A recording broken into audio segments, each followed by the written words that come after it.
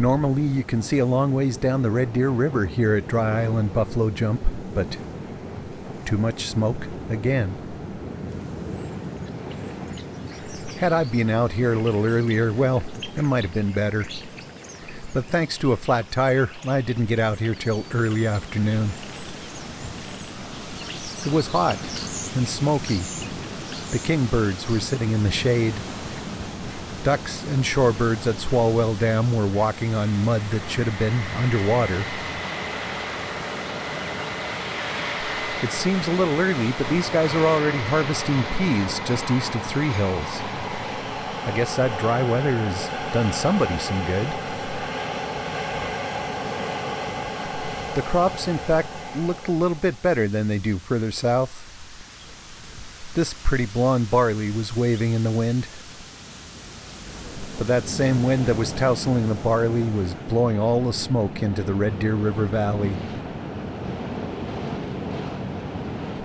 I'd kind of hoped to explore the Badlands here, but, well, you know, it was just too hard to see very much. Unless you were right up close to things like these chokecherries, most of the landscape was just kind of indistinct. These trees, and don't get alarmed, there's some yellow leaves there, but it's just because everything is dried out. They were barely 100 meters away and they were still hazy. I pondered walking along the cliffs for a little ways because they are super interesting, but it was hot and smoky, and even the sunflowers were wilting. So I kept on rolling. And not very far up the road I came across these ponds that were covered with duckweed. There were hundreds of snails on the surface, along with this little wood frog, and they were just grazing like little shelled cattle. The duckweed just floated along with their roots hanging in the water. But beyond these guys, not many ducks in the duckweed. There was, though, one very determined grasshopper. I watched this guy swim halfway across the pond. Finally, he got to shore.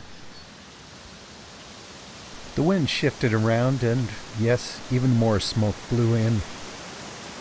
But by now it was late afternoon and edging on evening, and the light was getting nicer. It was still kind of gray, especially around patches of water. But as the sun started going down, the smoke started giving the sunlight a nice amber glow.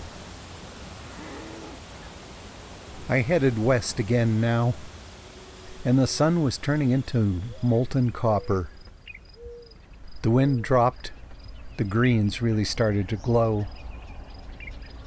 This mule deer trotted across a field, his summer coat catching the light. The sun was just about to kiss the horizon, and the world was bathed in a beautiful amber glow. Yeah, I got a late start on a smoky day, but that put me right here for the best of it.